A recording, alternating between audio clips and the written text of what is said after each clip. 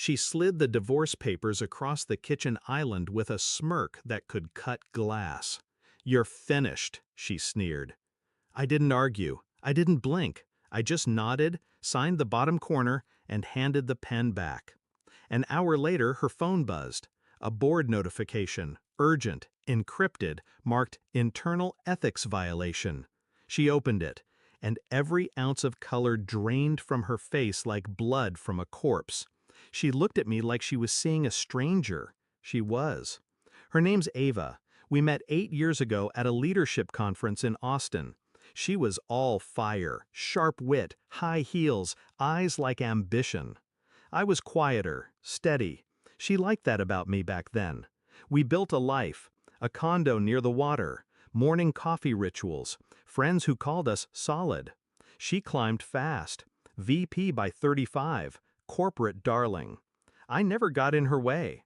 I cheered her on from the sidelines, took care of the things she forgot. But love built on admiration turns to resentment when success becomes routine. She changed, or maybe she stopped pretending. I noticed it around our 7th anniversary.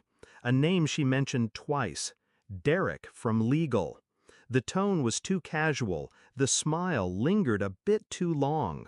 Then came the after-hours meetings, trips she didn't tell me about, locked screens, silence during dinner. And worst of all, absence, even when she was in the room.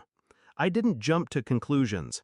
I gathered details, patterns, voice recordings, screenshots, timestamps, receipts, evidence. When you prepare for war, you don't rush the attack. You study terrain, you track movement, you build leverage. I built quietly. It wasn't just Derek, there were 2 others. She used her title like a shield. Office romances, conflicts of interest, all swept under the rug because she hit quotas and made shareholders rich. I could have confronted her, but Ava doesn't respond to emotions. She weaponizes them. I needed something stronger. I needed ruin. I found what I needed in the company handbook. Zero tolerance for undisclosed relationships between leadership and subordinates. Violations meant forced resignation, loss of equity, and mandatory review of all closed contracts signed under influence. She had signed 7. 2 with Derek, 1 while sleeping with the firm's auditor, Thomas Shaw, married, father of 3. You don't destroy people by yelling, you destroy them by letting truth speak louder. So I compiled a file, not just photos and messages, contracts, audio, dates, company policies highlighted in red, cross-referenced timelines. It was immaculate. It was final. I sent it to one person, the chairman of the board. Direct, no sender, just truth in black and white. Then I waited. She handed me the papers a week later. I think she expected me to beg, to cry, to grovel. Instead, I signed in 30 seconds. She raised an eyebrow. Nothing to say? I looked her in the eye and said, no. Because when justice is already in motion, there's no need for noise. An hour later, it arrived. I heard the vibration on the countertop. She was pouring wine. She glanced at the screen, then froze.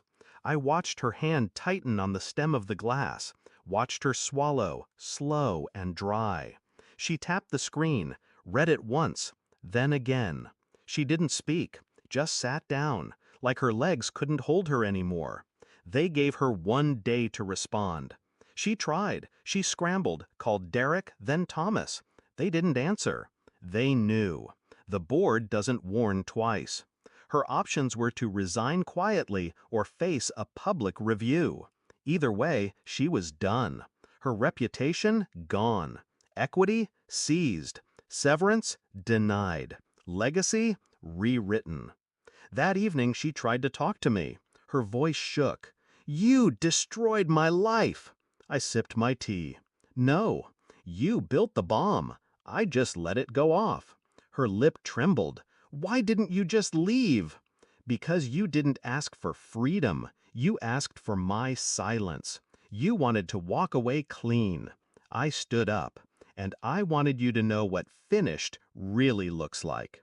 She moved out 3 days later. I kept the condo, the silence, and my peace.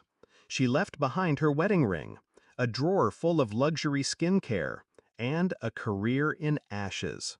Do I regret it? No. I regret loving someone who mistook my kindness for weakness. She thought loyalty meant submission. She thought betrayal would make her freer, richer, better. All it made her was vulnerable. She handed me the papers thinking it was her power play. She didn't realize I'd already played the final move. Now when people say her name at her old firm, they lower their voices. No one talks about the affairs, just the fall. And me? I wake up to quiet, the kind that doesn't ache. And every time I pass that signature page she thought would break me, I smile. Because I didn't fight her. I just let her destroy herself with her own choices. I was just the